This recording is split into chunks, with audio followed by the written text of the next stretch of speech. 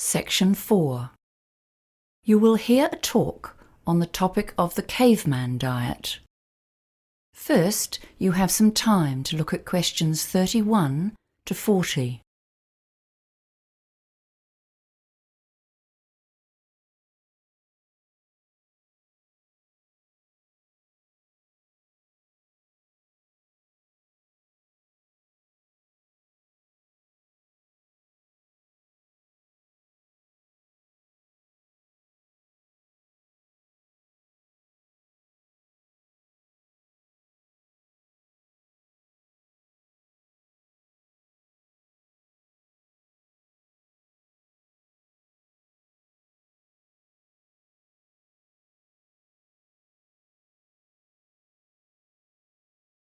Now listen carefully and answer questions 31 to 40.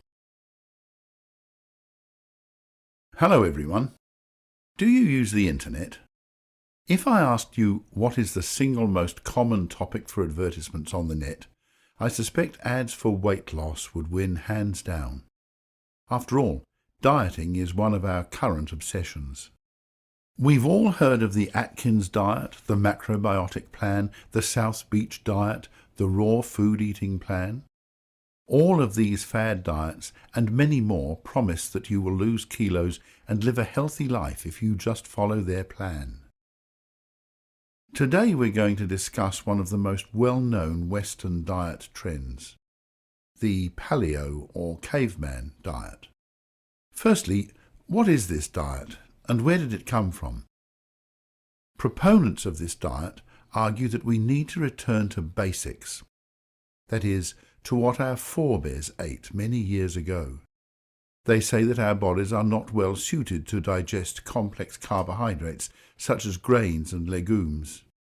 We should be eating a hunter-gatherer diet, rich in lean meat, fish, nuts and berries, and without wheat, oats or other grains that came into our diet after the invention of agriculture.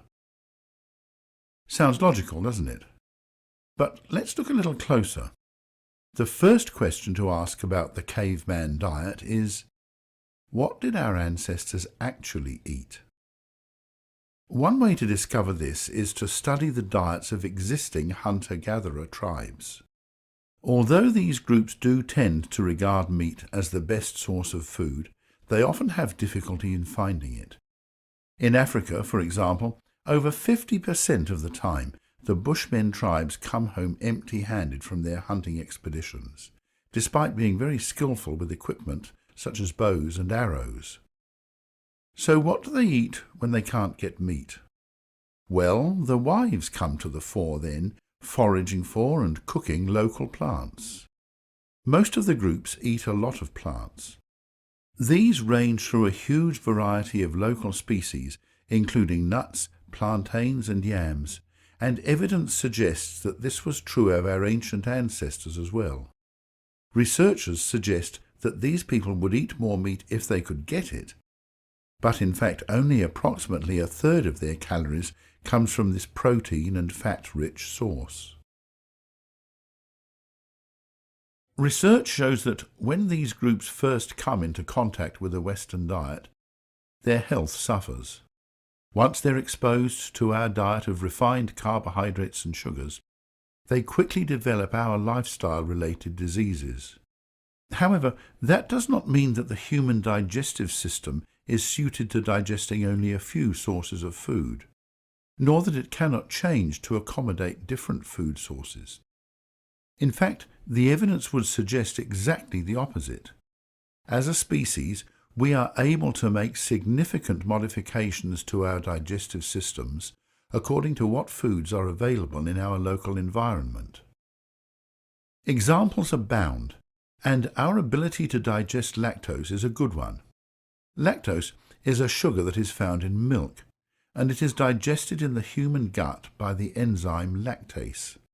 In communities in Europe, the Middle East and Africa that traditionally herd cattle and drink cow's milk, this enzyme is present and people can digest milk products. However, in places such as China and Thailand, which do not have this style of farming, the enzyme is lacking, and most people have lactose intolerance. Another example is the ability to digest the sugars from starchy foods. Communities that eat a lot of these foods have saliva that breaks down starchy foods before they reach the gut, whereas other groups have more difficulty in getting nutrition from high starch sources. In fact, if you look at indigenous cultures around the world, there is a huge variety of successful diets. The Inuit get nearly all of their energy from high-fat sources, such as seal meat. The Jains in India have religious beliefs which prohibit eating any living thing, including eggs, but which do, however, allow for the consumption of milk products. Other groups eat mostly fish or have an insect-based diet, depending on locally available sources of protein. So the idea that our caveman ancestors ate one homogeneous diet and that if we follow this we can all be healthy would seem to be an oversimplification. Diets are the result of complex cultural dietary practices. People can and will eat just about anything. So, if we can eat a variety of diets, is there anything actually wrong with following the caveman diet? Well, firstly, on a practical level, it's an expensive way to get your daily calories. Few of us can afford to satisfy all of our energy requirements on a diet which depends on lean wild meat and nut oils. A few carbohydrates provide a cheap, filling and substantial energy boost for most of us. Secondly, a diet which includes a large proportion of red meat may not be good for our long-term health if our bodies are adapted to a sedentary lifestyle and a plant-based diet. We simply get less exercise than our ancestors did, and so we are more prone to some illnesses than they were. Finally, if we all start to eat a wild meat-based diet, this will have negative implications for the environment, because it's not a sustainable way to feed a lot of people. That is the end of section 4. You now have half a minute to check your answers.